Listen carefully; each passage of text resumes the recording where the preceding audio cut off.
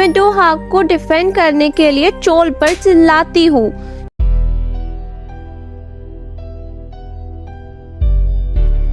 मैंने अपनी नेक मूर्खता को समझ लिया क्योंकि डो हाक मुझसे ब्रेकअप करना चाहता था और उसने मेरा दिल तोड़ दिया, जिससे मैंने उसे दोबारा कभी नहीं देखा।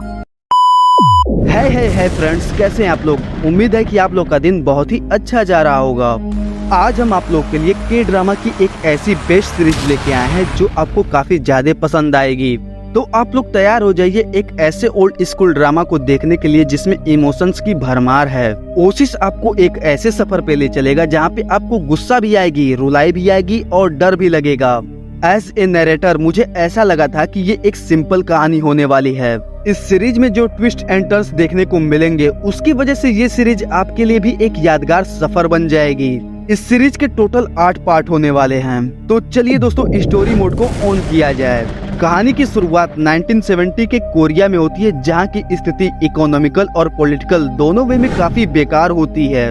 मैं डुहाक और मेरा दोस्त चोल, हम लोग हाई स्कूल के स्टूडेंट हैं और हम लोग एक दूसरे के डाई हार्ड कॉम्पिटिटर्स भी हैं। सच्चाई ये भी है कि मेरे पेरेंट्स चोल के परिवार के नौकर हैं। हम लोग पढ़ाई में काफी तेज हैं, लेकिन पैदल चलते चलते जब हमें लेट हो जाता है तो हमें यंग द्वारा बुली किया जाता है। पुलिस चोल को टारगेट करते हैं क्योंकि वो लड़ाई में काफी कमजोर है और मैं उसे हमेशा बचाता हूँ क्योंकि मैं एक अच्छा फाइटर हूँ। एक दिन वह दोनों लड़के क्लास बंक करके मूवी थिएटर जाते हैं तो उनकी मुलाकात मुझसे होती है। मैं जुंग हूँ। यह थिएटर मेरा परिवार ओन करता है और मुझे इस बात से काफी बुरा लगता है जब मैं देखती हूँ वो दोनों लड़के बिना टिकट लिए हुए हमारे थिएटर में घुस रहे थे। चोल मुझसे बहस करता है और मेरे हाथों से तुरंत पिट जाता है। अंत में मैं इस बात पर एग्री हो जाती हूँ कि उन लोगों को थिएटर में भेज दूँ, तो मैं ये भी डिसाइड करती हूँ कि मैं भी उनके साथ बैठूं। मैं उन दोनों के बीच में बैठती हूँ जिससे हम लोगों का लव ट्रायंगल चालू हो जाता है। जब हम लोग मूवी देखकर बाहर निकलते हैं तो पुलिस हम लोग का दोबारा पीछा करने लगते हैं, जिसके बाद हम लोग चोल के फैक्ट्री में छिप जाते हैं। हम लोग जुंग को बचाना चाहते हैं लेकिन जुंग को हमारी जरूरत नहीं है। मैं बहुत ही ज्यादा आर्ग्यूमेंट करती हूँ और मैं नकचक के साथ काफी परफेक्ट हूँ, जिस पर मैं उन दोनों को पीट देती हूँ। अब हम दोनों जुंग की ओर झुकने लगते हैं। बाद में चोल मुझे बोलता भी है कि अगर हम दोनों उस लड़की को पसंद करेंगे तो हम लोग को एक दूसरे से कम्पीट करना होगा। लेकिन मुझे संदेह होता है कि हम लोग की परिवार की स्थिति की वजह से मैं उसके साथ कम्पीट नहीं कर सकता। फिर भी हम लोग लड़कियों के हाई स्कूल में जुंग को ढूंढते हैं और उससे पूछते हैं कि क्या हम लोगों में से किसी एक को डेट करेगी। मैं मुश्किल से तुम दोनों के बारे में जानती हूँ। मैं अगले साल तक तुम लोगों के साथ हैंग आउट करूँगी एक फ्रेंड के जैसे, जिसके बाद मैं डिसाइड करूँगी कि किसे मैं डेट करूँगी। चोल इस चीज से खुश नहीं है, वो हार नहीं मानना चाहता। और वहीं दूसरी ओर मुझे ये चीज सही लगती है क्योंकि इससे मैं बिना कंपटीशन से जुंग के करीब जा पाऊंगा। और इस तरह से हम दो ट्रबल मेकर्स को एक तीसरा मिल जाता है और इस तरह से शुरुआत होती है एक क्यू मोन्टेज की, जिसमें हम लोग एक साथ बहुत ही ज्यादा खुश होते हैं और बहुत ही ज्यादा फन करते हैं। लेकिन हम दोनों को पता होता है कि इस चीज का अंत एक हार्ट ब्रेक होगा, जिससे हमारे जीवन में उथल पुथल आ जाएगी। क्योंकि मेरे फादर चोल के ग्रैंडफादर के नौकर थे और चोल के ग्रैंडफादर कोरियाई स्वतंत्रता आंदोलन के नेता थे, जिससे उनका सम्मान किया जाता था। उन्होंने ही मेरे फादर को पढ़ाया लिखाया था, जिसकी वजह से वो चोल के परिवार के ऋणी थे। ये मेरे लिए काफी हॉरिबल सिचुएशन थी।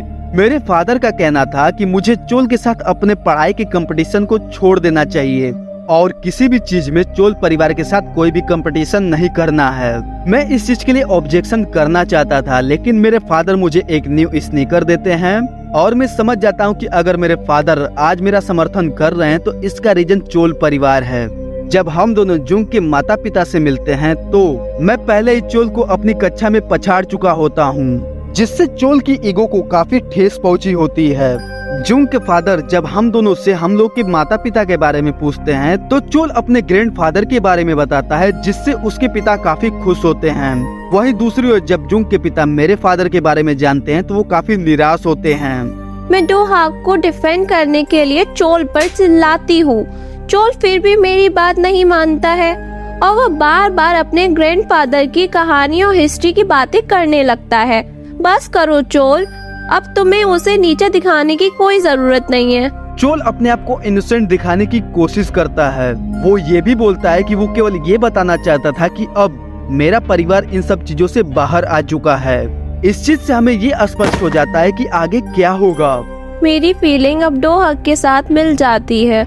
मुझे यकीन नहीं होता चोल पहले की तुलना में ज्यादा अनस्टेबल हो गया है। वह केवल कॉम्पिटिटिव सन की नहीं है, बल्कि उसके अंदर बहुत ज्यादा डीप में कंट्रोल इश्यूज है, और जब उसे मौका मिलता है तो वो अपनी औकात दिखा देता है।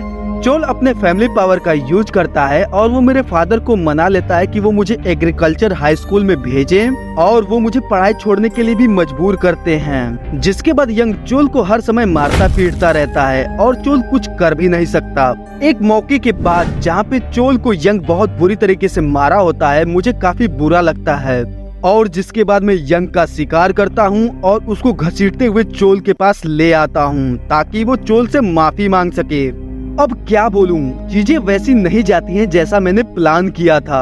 चोल मुझ पे ही चिल्लाने लगता है और वो बोलता है मुझे बदला नहीं लेना है, तुम इसे मेरी आंखों से दूर कर दो। जैसे ही यंग वहाँ से जाने लगता है, चोल एक पत्थर का टुकड़ा उठाता है और उसके सिर पर जोरदार हमला कर देता है। हम लोग यंग को लेकर हॉस्पिटल जाते हैं, लेकिन ये स्पष्ट होता है कि वो अब नहीं बचेगा। चोल चिल्लाकर बोलता है कि ये सब तुम्हारी गलती है डूहाक, अगर तुम उसको यहाँ पर नहीं लाते तो ये चीज नहीं होती। मैं भी मान लेता हूँ कि ये मेरी गलती थी, और इससे चोल का गुस्सा शांत हो जाता है। तभी चोल बोलता है कि ये सब मेरे डर के कारण हुआ, और अगर मैं जेल गया तो मेरा पूरा परिवार बर्बाद हो जाएगा। वो अपना जुर्म मुझे कबूल करने को बोलता है। चोल बारिश में अपने घुटनों पर गिरता है और वो मुझसे वादा करता है कि जिस दिन वो सफल होगा वो अपनी पूरी जिंदगी मुझे समर्पित कर देगा। गुस्से में मैं चोल से पूछता हूँ कि क्या तुम्हारा जिंदा रहना ठीक है और मेरा मरना? चोल की माँ मेरे फादर से गिड़गिड़ाकर बोलते हैं कि आप मेरे बच्चे को बचा लीजिए, लेकिन मेरे खुद के फादर मुझे बोलते हैं कि तुम उसका ब्लेम ले लो। फिर क्या पुलिस मुझे हथकड़ी लगाकर अपने साथ गाड़ी में लेकर जा रही होती है। मैं और डो हक की माँ पुलिस की गाड़ी के पीछे दौड़ने लगते हैं। सुनवाई में चोल को जुर्माना लगता है और मुझे 3 से 5 साल की कैद की सजा सुनाई जाती है। इससे पहले कि आप ये सोचना चालू कर दे कि कहानी बहुत ही इजी है, मैं आपको ये बताना चाहता हूँ कि चोल के फादर चाहते हैं कि वो अपने ग्रैंडफादर की तरह एक स्वतंत्रता सेनानी बने, और वहीं उसकी माँ पैसों की दीवानी है, वो केवल अपना स्टेटस बनाना चाहती है। चोल की माँ अपने पुराने बॉयफ्रेंड कैंग के पास जाती है और वो उससे ढेर सारा नकदी उधार लेती है। वो इन पैसों को आने वाले चुनाव में यूज करना चाहती है और अपने पति को विधानसभा सदस्य के लिए नामांकित करना चाहती है। कैंग मान जाता है और चोल की माँ ये खुशखबरी अपने पति को देती है। चोल के फादर काफी गुस्सा होते हैं, लेकिन अब वो कुछ कर भी नहीं सकते। अगर उनका नाम नामांकित होगा तो उन्हें चुनाव लड़ना होगा, वरना चोल का पूरा परिवार खत्म हो जाएगा।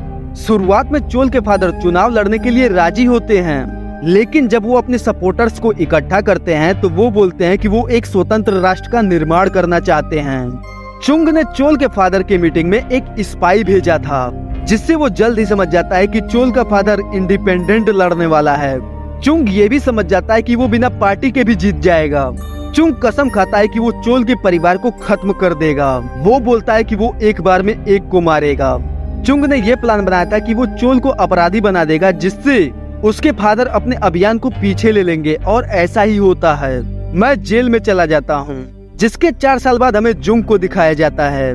जब मेरे पिता की मृत्यु हो जाती है तो मैं हाई स्कूल ड्रॉप कर देती हूँ और थिएटर को संभालने लगती हूँ। मैं फाइनेंशियली परेशानी में होती हूँ। अगर मैं अपनी आंटी के कर्ज को जल्दी नहीं चुका पाऊंगी तो मुझे थिएटर को आंटी को देना पड़ेगा। वही चोल डेमोक्रेसी प्रोटेस्टर बन गया है। एक बार वायलेंट प्रोटेस्ट के दौरान जब भीड़ उनको घेर लेती है तो एक पुलिस अधिकारी चोल को बाहर लेके जाता है, और जब वो अधिकारी अपना मास्क उतारता है तो पता चलता है कि वो मैं हूँ। चोल, तुमने बोला था कि तुम सफल होकर मेरे जीवन की जिम्मेदारी लोगे, और तुम यहाँ पर गिरफ्तार होना चाहते हो।